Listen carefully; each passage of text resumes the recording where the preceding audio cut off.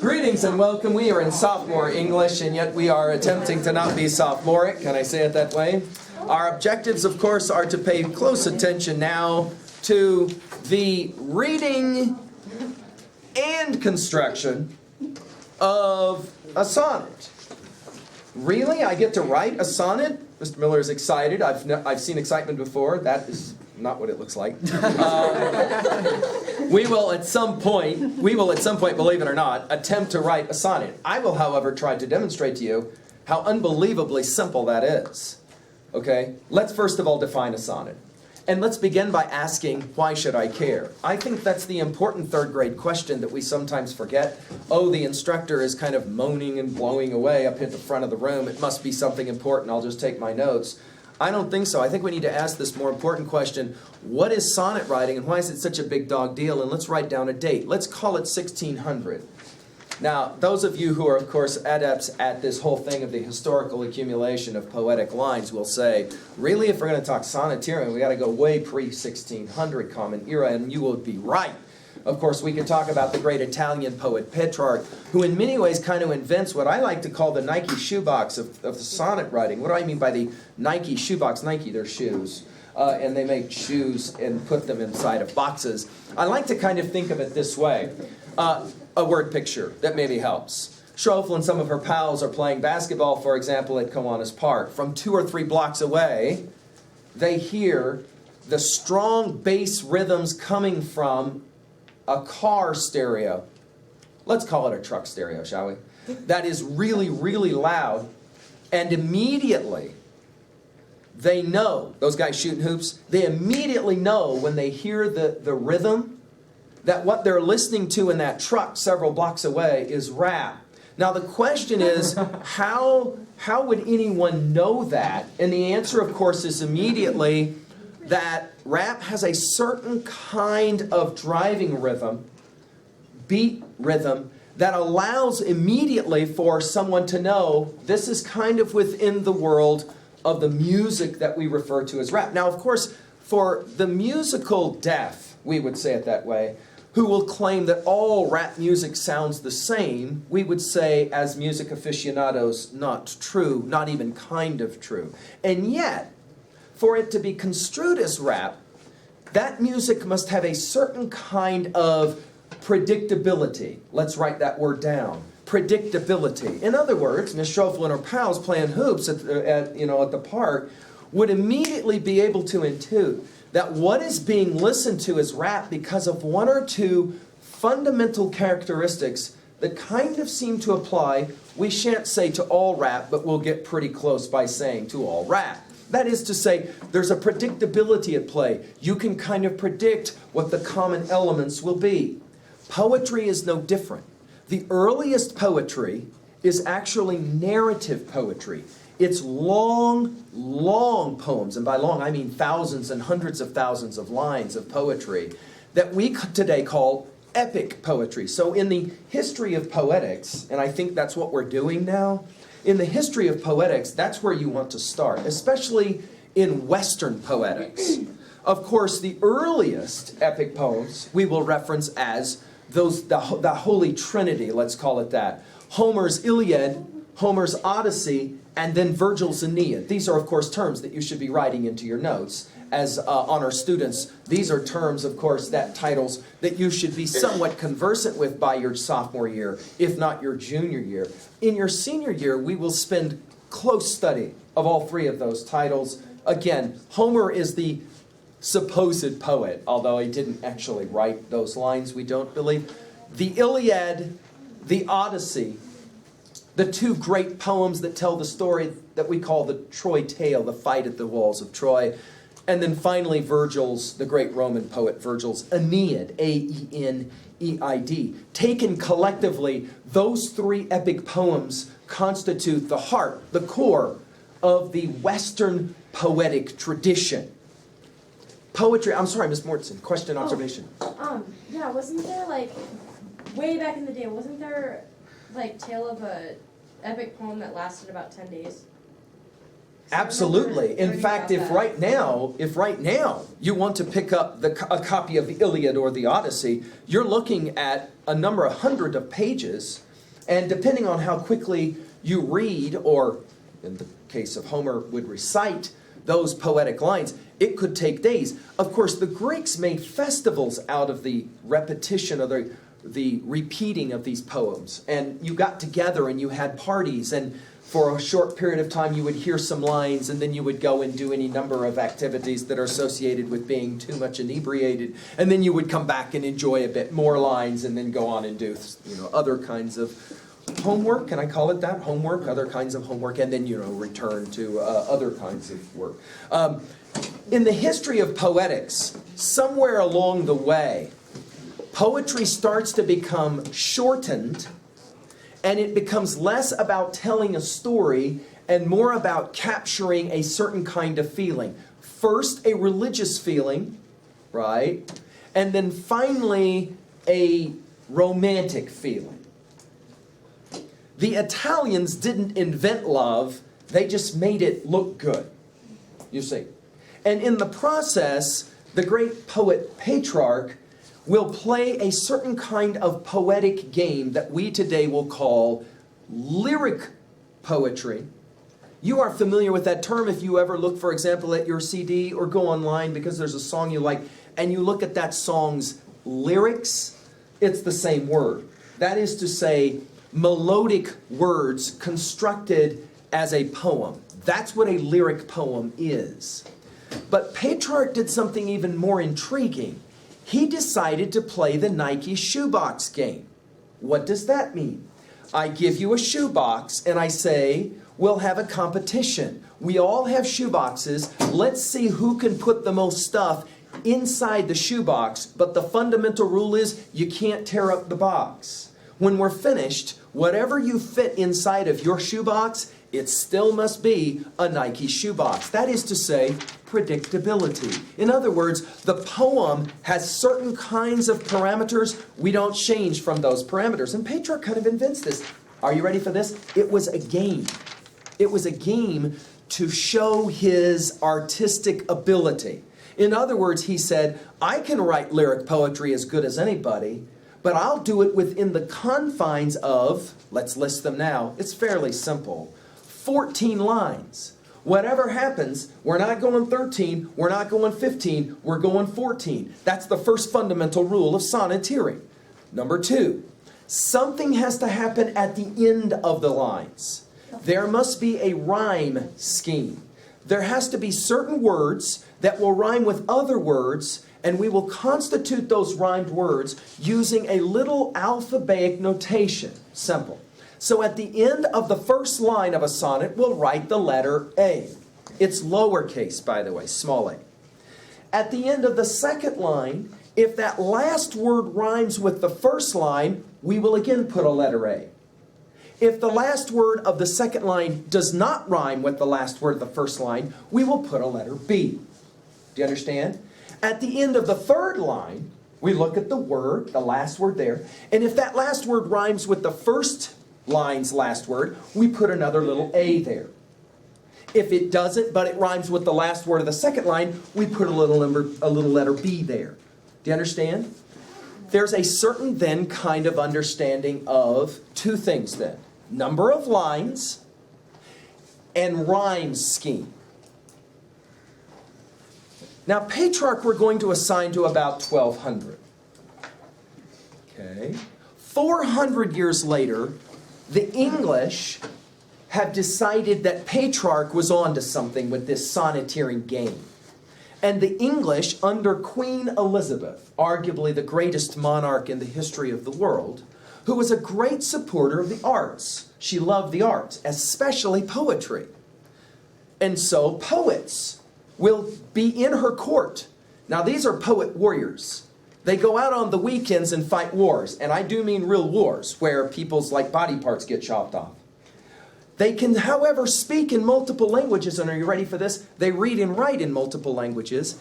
And to define themselves as true warrior poets, they write poetry.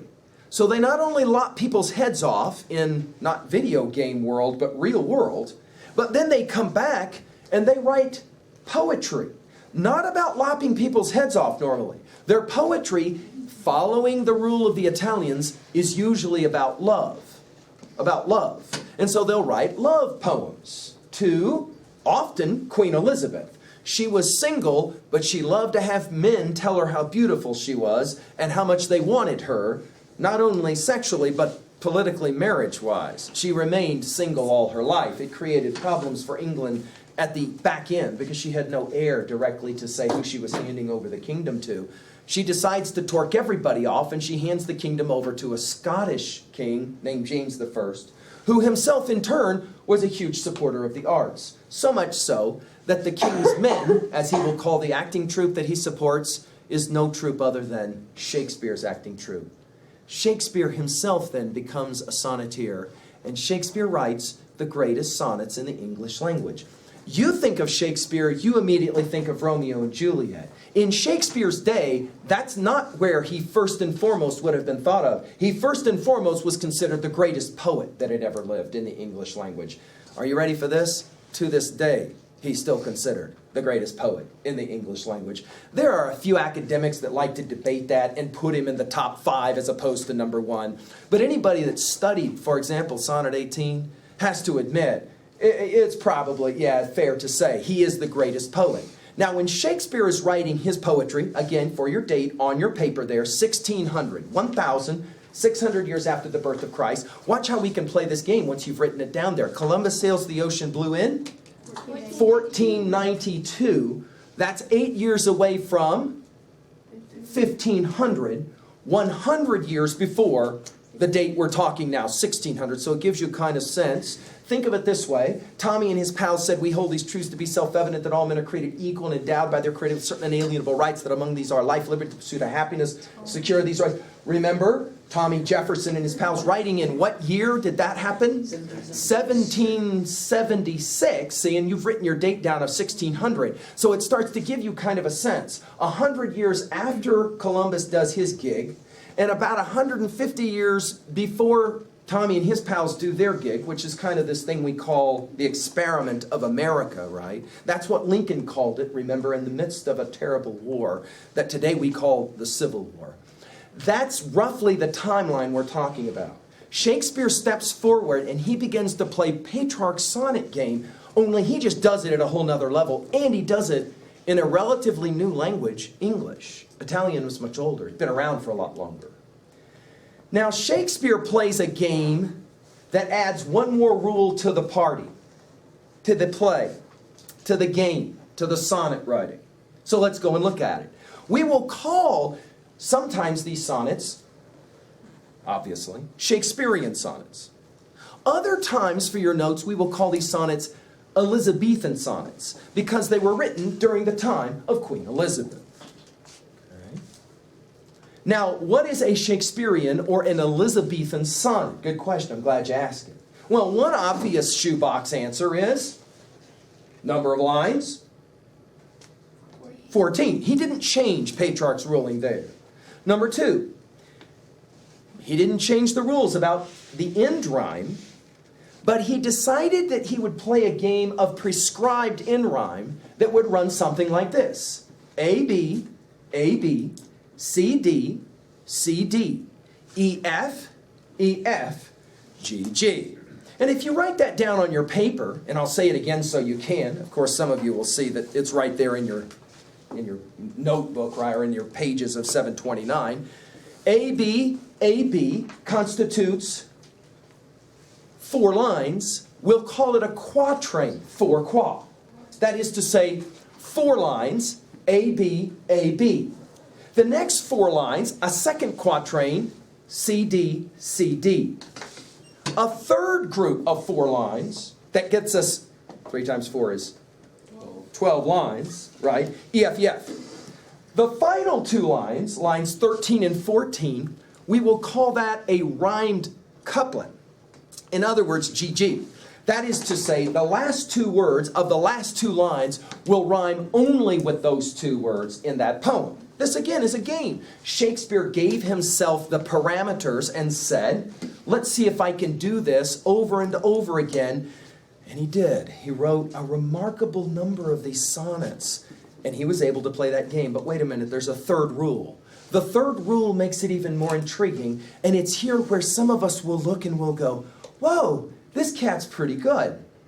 We call it Iambic Pentameter. Now that makes us sound very intelligent to be able to say Iambic Pentameter, but honestly, it's not a very difficult concept. Shakespeare was writing in English. The English language has a fairly natural kind of rhythm to it. Shakespeare understood this well. That rhythm is a rhythm that we often will understand as stressed and unstressed. We emphasize certain sound of words, we de-emphasize other sounds of words. Stressed, unstressed. Notice in your hymnal that when we put a stress or an unstress, the unstress looks like a little U, that when we put that above the stress or unstress of a word, it starts to look kind of funny, like there's little Chinese markings or something above the words. Do you see it? But it's a pretty simple concept that allows us to ascribe a certain kind of ba-bum, ba-bum, ba-bum, that will mean something to us once we start to pay closer attention to the language. Now, Shakespeare didn't invent iambic. He just simply learned how to manipulate it within a ba-bum will constitute as a foot. Ba-bum will constitute it as a foot or a beat, you might say. And he played a game of saying, I want to put 5 of those together in one line. 5, pent. Got me? So we call it ba-bum, iambic, pentameter, ba-bum, ba-bum, ba-bum, ba-bum, ba-bum. This is much easier to show it to you than it is, and for you to hear it, than it is to talk about it. Since the math is not the territory, let's actually look at a couple of lines. There they are with you. So long as men can breathe, or eyes can see, so long lives this, and this gives life to thee. Now, we'll study these lines, of course, as they relate specifically to the final rhymed couplet of Sonnet 18. Again, an adjective I ascribe to it as glorious. We'll have reasons to comment later. But I want to point out something. See, there's 2 ways to look at poetry, isn't there? Tell me not in mournful numbers, life is but an empty dream, for the soul is dead. That slumbers, things are not what they seem. Life is real. Life is earnest. And of course, on and on Longfellow goes at length in Song of Hiawatha. He continues it. But if we slow it down and we scan it, we find ourselves finding quickly the rhythms that Longfellow plays with. Tell me not in mournful numbers, life is but an empty dream. For the soul is dead that slumbers, and things are not what they seem. Life is real, life is earnest, and the grave is not its goal. Bum ba dum ba bum ba bum ba bum ba bum ba bum ba bum bum ba bum. Now that bum ba bum ba bum ba bum, that notion of rhythm is central to understanding the iambic foot. Notice the lines I just read. So long as men can breathe, or eyes can see, so long lives this, and this gives life to thee. It means absolutely nothing to you outside of the context of the poem. We'll get to the poem in a bit. But I do want to point out something really quickly about the rhythm of those 2 lines. Look at it with me now. So long as men can breathe, or eyes can see, so long lives this, and this gives life to thee. Look at it again. So long as men can breathe or eyes can see, so long lives this, and this gives life to thee. For the music people in the room, they almost intuitively start wanting to tap something or bounce their head. It's instinctive. Look at it one more time. So long as men can breathe or eyes can see.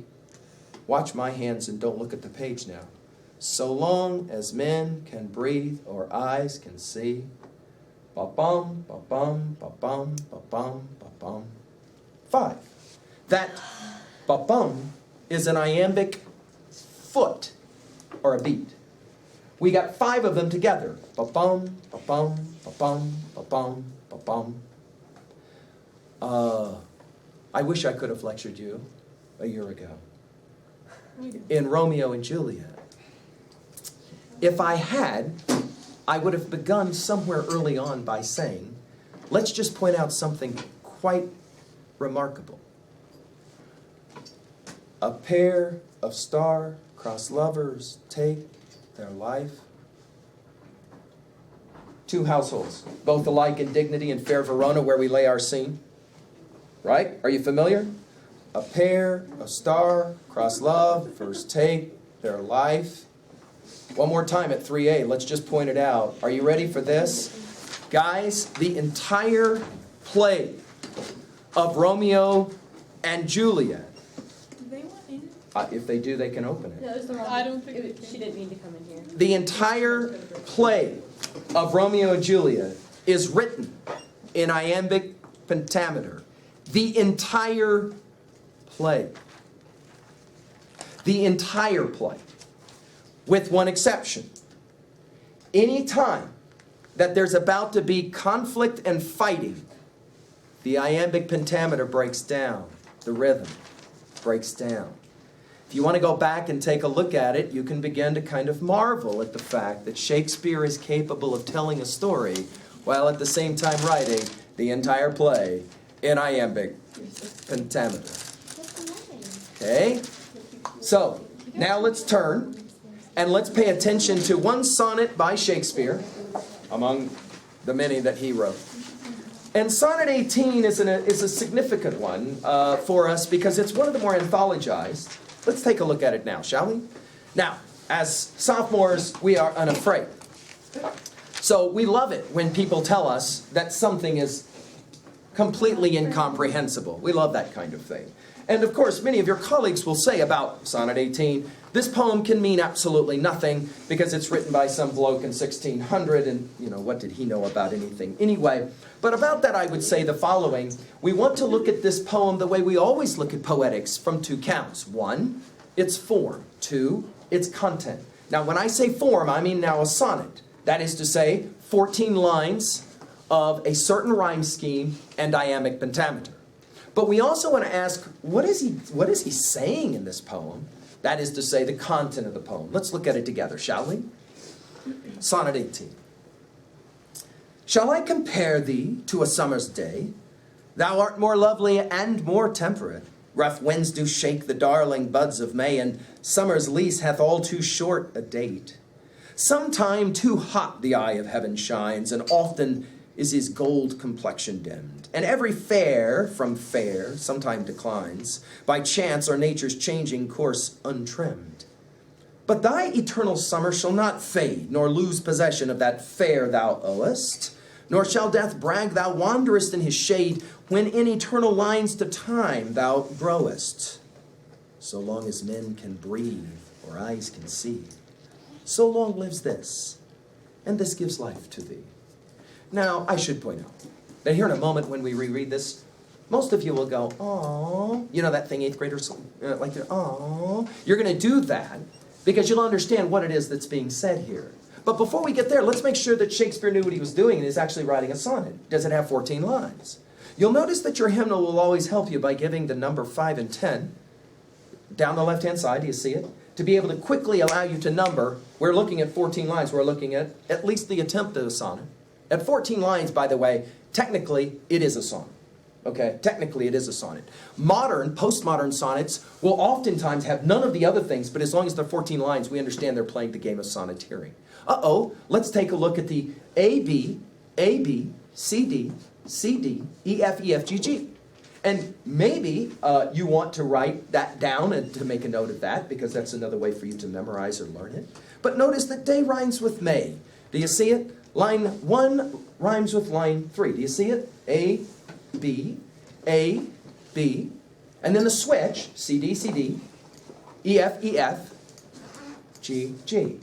I remember lecturing this poem many years ago, and a student spoke up who probably was sleeping through the first part of my lecture. It happens. And all of a sudden went, "Oh, that's really cool." And I went, "What's really cool?" "Dude, it rhymes." And I went, "Oh, nice, yeah, nice." Finally, let's look. Does Shakespeare accomplish iambic pentameter as he writes this poem? Well, see, notice how we can read this. Shall I compare thee to a summer's day? Thou art more lovely and more temperate. Rough winds do shake the darling buds of May. But I can slow it down. For your notes, scanning means slowing it down to hear the ba-bum, ba-bum, ba-bum, ba-bum. Shall I compare thee to a summer's day? Rough winds do shake the darling buds of May. Do you see it? Ba-bum, ba-bum, and often is his gold complexion dim. By the way, Miss Barris, just to prove how simple it is to do this, I promised to you that we would do this. Jot down really quickly on your notes a random line of iambic. Go ahead, just do it. Find out how easy it is to do it. Just do it right now. Try and write down some random words that for you are ba-bum, ba-bum, ba-bum, ba-bum, ba-bum. Go ahead, give it a shot. Not today. I wish that I was someplace else right now. Ta-da! Go ahead, write it down. It's amazing to me how sophomores don't want to experiment with language and have fun. Just start writing down words. But hear it in your head. Ba-bum, ba-bum, ba-bum, ba-bum, ba-bum. You got to get 5 of these things. Go ahead. Just start writing words. By the way, most English is iambic. It makes it fairly easy. Ba-bum, ba-bum, ba-bum, ba-bum, ba-bum. And then share at your table your lines. Let's see who can come up with the best line of iambic real quickly. And more particularly, Iambic Pentameter. Can we get 5 of them? Come on, don't be afraid. Ba-bum, ba-bum, ba-bum. Go ahead, Mr. DeBolt. Nice and loud for us. Why is he making crap? I wish that he would just leave us alone. I wish. Whoa! I wish that he would just leave us alone. Go ahead, write something even if you want to steal that line.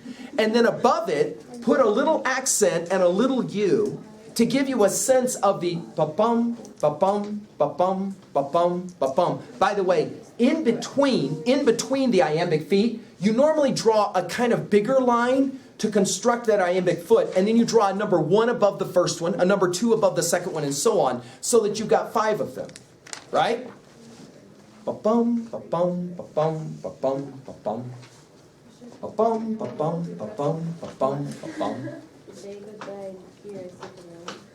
It does kind of make one smile, Miss Costala says.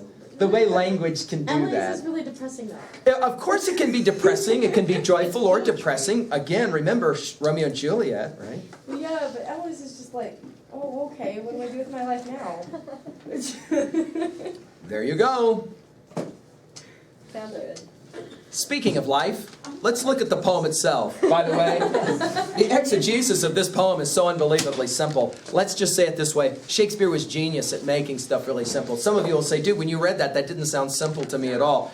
Let's notice a couple of things in terms of construction. Notice that this poem will ask a simple question. Shall I compare thee to a summer's day? The question, put in your own words, is my girl prettier than a summer's day or not as pretty as a summer's day? For your notes, it is Shakespeare who invents the idea that beauty equals hot. We do not have much of that before Shakespeare. He's kind of the inventor of the notion that you call a beautiful girl hot. And the obvious question is why you would do that. Like, really? What specifically is the connection between beauty and heat? Shakespeare, of course, will play the game with us in what great play? Romeo and Juliet, right? He says about his girl, thou, that is the word you, art more lovely and more temperate. So right away, we know what he says in the first 2 lines. My girl is better looking than a summer's day. Why? Look at the 3rd line. There's problems with summer's days, right? Rough winds do shake the darling buds of May. Sometimes in summer, what? It gets windy. Look at the next one. And summer's lease hath all too short a date. Sometimes, what about summer days? They go really short. Look at the next one. Sometime too hot the eye of heaven shines. Uh-oh, what's that mean? Too pretty. Sometimes the sun is just too hot, right? It's like, the sun gets too nasty. And often is his gold complexion dimmed. We're still talking about summer days. Sometimes some summer days, the sun doesn't come out at all. We're familiar with that, but just briefly, living in a town like ours. And every fair from fair sometimes declines by chance or nature's changing course untrimmed. Fair here means beautiful. Sometimes summer days are beautiful, but other times summer days are not so beautiful. But, line 9, he now shifts back to his girl. But thy, look what he calls her, eternal summer shall not fade, nor lose possession of that fair beauty thou owest.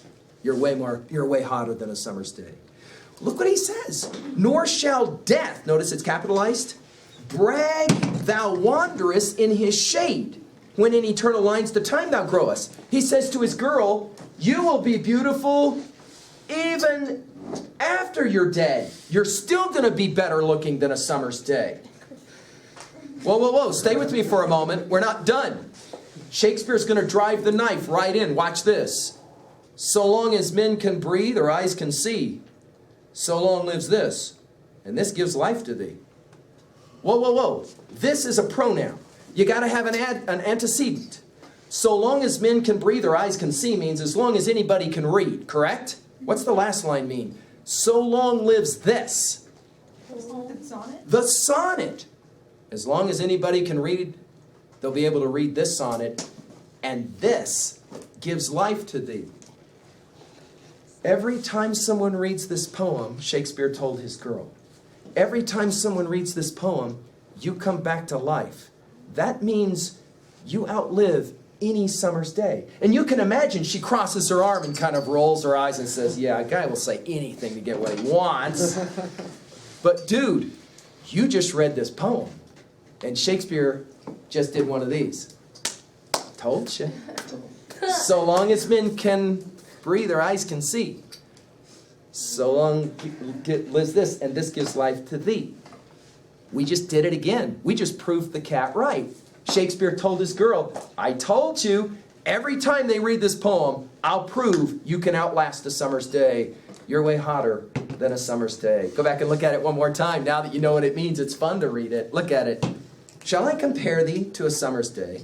Thou art more lovely and more temperate. Rough winds do shake the darling buds of May, and summer's lease hath all too short a date.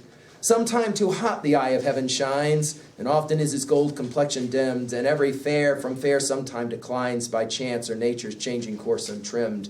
But thy eternal summer shall not fade, nor lose possession of the fair thou owest, nor shall death brag thou wanderest in his shade, when in eternal lines to time thou growest. So long as men can breathe or eyes can see, so long lives this, and this gives life to thee. Aww, see, Ermintrout, there was your chance. Of course, let's point out, sometimes guys will say anything. Let's finish it, though. Sometimes girls will believe anything. I'm just saying sometimes. Miller's now laughing. Pacheco just nodded. He didn't say anything. He just nodded. To finish our poetic history in your notes, and then we'll call it a day. For your kind attention, I thank you. Take a look at page 732 now. We're not quite finished with Shakespeare and the sonnet yet. Edna St. Vincent Millay, writing in the 20th century, some 400 years later, is still going to play the game of sonnet writing. Only she's going to do it in a more modern way. When we come back tomorrow, we're going to ask about this sonnet. What is it that makes this sonnet similar to Shakespeare's sonnet, but kind of obviously quite different as well? By the way, you can always pick up more sonnets online and read more Shakespeare sonnets. They're pretty fine. Thank you. I'll see you tomorrow.